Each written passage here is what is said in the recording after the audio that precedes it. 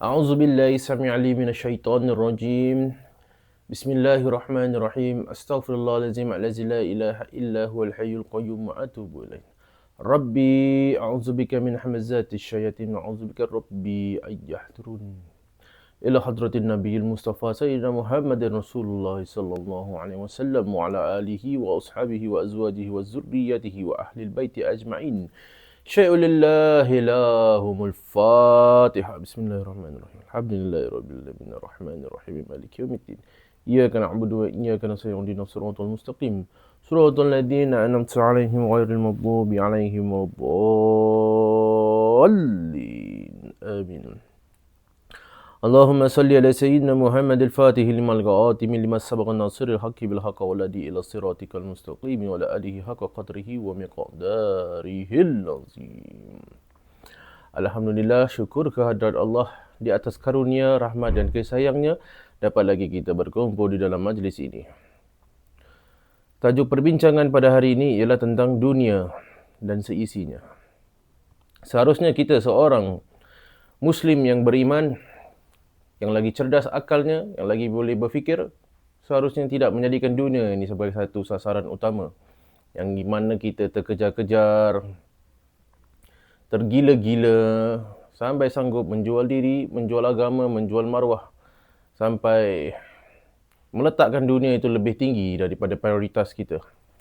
Walaupun daripada mulut kita, kita mengatakan keutamaan kita adalah Allah. Walaupun dalam lidah kita, kita katakan, oh, prioriti saya adalah saya punya agama saya, akhirat. Allah dan Rasulullah. Tapi bila mana kita punya perbuatan sebenarnya, kita punya actual doings, itu tidak bertepatan dengan apa yang kita ucapkan. Kita lebih merisaukan tentang hal ehwal dunia kita. Ini cukup, itu tak cukup.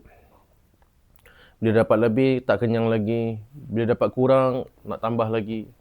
Jadi, selagi mana hati kita tidak mencapai satu perasaan, satu keadaan qanaah, iaitu merasa cukup dengan apa yang ada, selagi itu kita adalah orang yang sangat bankrupt, sangat muflis. Kerana kita sentiasa mahu dan mahu dan mahu. Jadi, walaupun dah ada 1 juta ataupun 2 juta, ada satu gunung emas sekalipun yang disajikan secara percuma kepada kita, kita masih mahukan lagi satu gunung yang lain. Wahai saudara-saudariku sekalian, bertaubatlah. Janganlah jadikan dunia ini sebagai satu Tuhan kamu. Kamu sering mengucapkan La ilaha illallah. Kamu mengucapkan tiada Tuhan melainkan Allah. Tapi Tuhan yang sebenarnya dalam hati kamu itu adalah dunia. Jadi bila kita terlalu banyak cintakan dunia ini, dia akan menjadikan kita takut kepada mati. Dan bila kita terlalu cintakan dunia ini, dia boleh jadi dengan falsafah, filosofi, psikologi orang-orang barat tu, kita akan jadi mencinta diri kita juga. Itu pun satu benda yang problem. Bila kita terlalu mencintakan diri, kita telah mencintakan ego kita. Bila kita telah mencintakan ego kita, kita akan menjadi seorang yang selfish, pentingkan diri sendiri. Kita akan selalu terdengar ungkapan-ungkapan seperti tolonglah diri sendiri dulu sebelum kamu tolong orang lain. Jadi benda-benda ini semua akan melatih kita untuk menjadi seorang yang pentingkan diri sendiri. Walaupun kita dalam keupayaan kita mampu untuk menyelamatkan seseorang, walaupun kita dalam keadaan yang kita boleh je. Dalam keadaan kita ikat perut, dalam keadaan kita tak cukup, kita masih boleh mencukupkan orang yang lebih tidak cukup daripada kita. Dia ambil ibarat macam inilah. Dia punya kiasnya ya. So jadi kita di dalam satu kapal, dalam lautan, okay? So sewaktu kita dalam kapal dalam lautan tu, kita ada dua pilihan. Kita ternampak satu kawan kita, kawan karib kita yang sedang lemas dalam lautan tu, dan kita ada keupayaan untuk selamatkan dia, sama ada kita punya kapal dekat dengan dia ataupun kita campak pelampung ke apa sebagainya, kita ada memang boleh untuk selamatkan dia. Dan pada bersama kita ada kita tengah sedang melakukan sesuatu, kadang macam tengah nak makan ke tengah nak buat apa, something like that. Ada dua pilihan pada waktu itu. Jadi sama ada kita nak teruskan makanan yang bersifat kepada nafsi-nafsi, pada diri sendiri, yang penting memang penting juga, tapi bukanlah keutamaan, ataupun kita menolong kawan kita yang pada waktu itu sedang battling sama antara hidup atau mati. Dia tengah-tengah kat laut, tengah kapal-kapal itu, dan kita boleh selamatkan dia. Sama ada kita nak pilih untuk memuaskan nafsu kita, ataupun kita nak mengikat sikit nafsu kita dan menyelamatkan orang lain. Lagi-lagi kawan-kawan kita yang rapat dengan kita lah. Sama ada kawan ataupun saudara mara ataupun ahli keluarga yang memerlukan kita, itu adalah lebih keutamaan untuk kita menyelamatkan. Walaupun kita dalam keadaan ketidakcukupan. Kita kena percaya dan betul-betul tawakal, betul-betul yakin kepada Allah, yang Allah itu Al-Mukid, yang maha mencukupkan. Okay? So, dia pun ada dalam surah ayat 1000 dinar, wa man yattaqillaha yaj'al lahu makhraja. Barang siapa yang benar-benar bertakwa kepada Allah, maka Allah mengadakan jalan keluar bagi mereka dalam keadaan mereka tak sangka-sangka.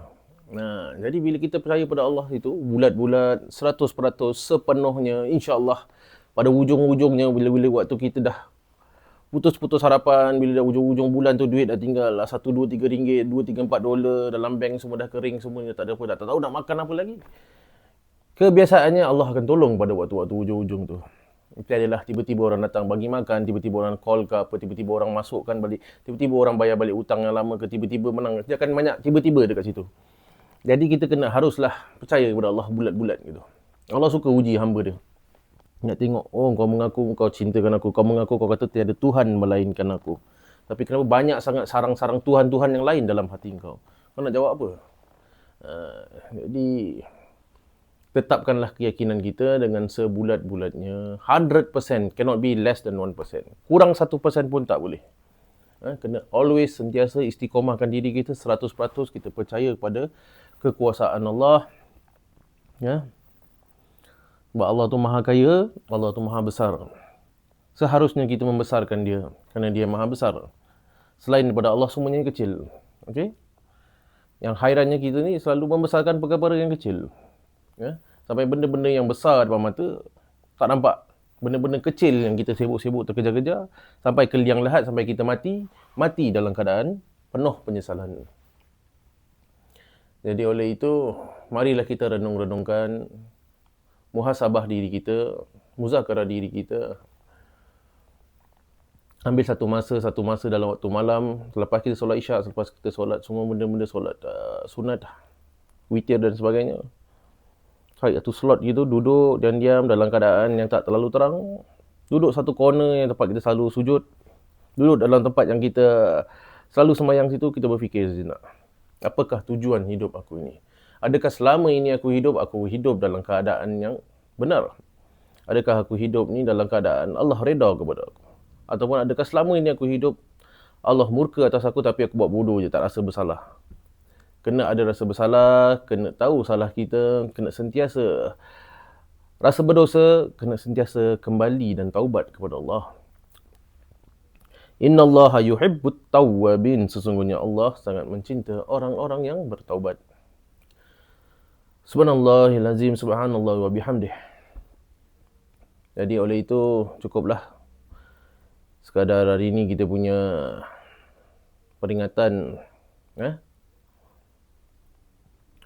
Wabillahi taufiq wal hidayah. Birhulmatil habib, birhulmatil fatihah. Bismillahirrahmanirrahim. Alhamdulillahi rabbil alamin, arrahmanir rahim. Maliki yaumiddin. Iyyaka na'budu wa iyyaka nasta'in. Ihdinas siratal mustaqim. Siratal ladzina an'amta 'alaihim ghairil maghdubi 'alaihim waladdallin. Amin. Subhanakallahumma wa bihamdika asyhadu an la ilaha illa anta astaghfiruka wa atubu ilaik. Bismillahirrahmanirrahim. Wal 'asr innal insana lafil khusr illa alladhina amanu wa 'amilus solihati wa tawassaw bil haqqi wa tawassaw bis sabr. Assalamualaikum warahmatullahi wabarakatuh.